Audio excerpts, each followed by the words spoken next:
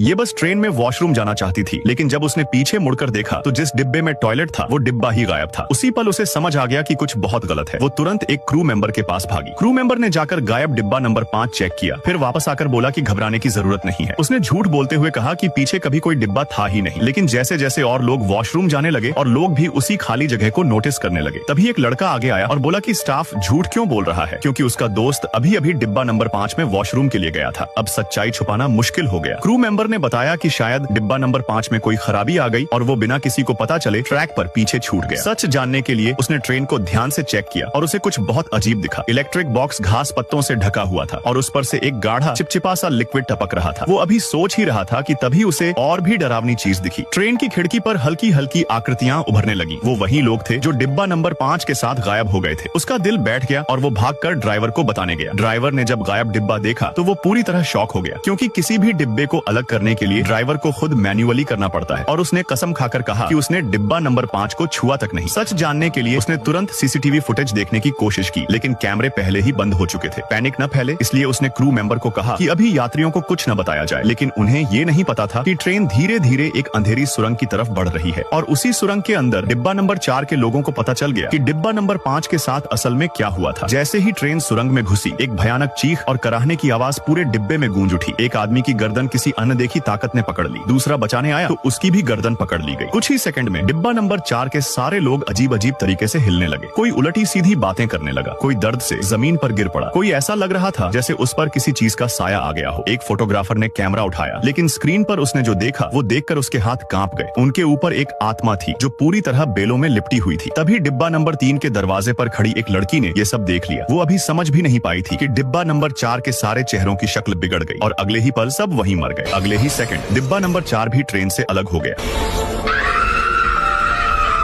लड़की की चीख सुनकर सबको सच समझ आ गया। सबने अंदाजा लगाया कि हर बार जब ट्रेन सुरंग से गुजरती है, आखिरी डिब्बा उस बुरी आत्मा द्वारा गायब कर दिया जाता है जब तक सारे डिब्बे खत्म न हो जाए। इसका मतलब साफ था, अगर ट्रेन एक और सुरंग में गई तो अगला नंबर डिब्बा 3 का होगा। बचने के लिए लड़की ने सुझाव दिया कि सब डिब्बा नंबर 2 में चले जाए, लेकिन डिब्बा नंबर 2 अमीर लोगों से भरा हुआ था और वो आम यात्रियों को अंदर आने नहीं दे रहे थे। और फर्स्ट क्लास तो और भी बुरा था, वहाँ रेलवे के बड़े लोग बैठे थे और वो तो गरीबों को अंदर आने ही नहीं देने वाले थे। फिर भी एक यात्री जिसे सच्चाई पता थी चुपचाप डिब्बा नंबर 2 में घुस गया। जैसे ही वो अंदर गया, अमीर लोग उसकी बदबू, कपड़ों और शक्ल से उसे जज करने लगे। किस्मत से डिब्बा नंबर 2 वालों को अभी तक ट्रेन की सच्चाई पता नहीं थी, वरना बात और बिगड़ जाती। लेकिन ट्रेन अब भी तेज रफ्तार से आगे बढ़ रही थी और बहुत जल्द वो एक और सुरंग में घुसने वाली थी। अब सवाल सिर्फ एक था, अगला नंबर किसका होगा।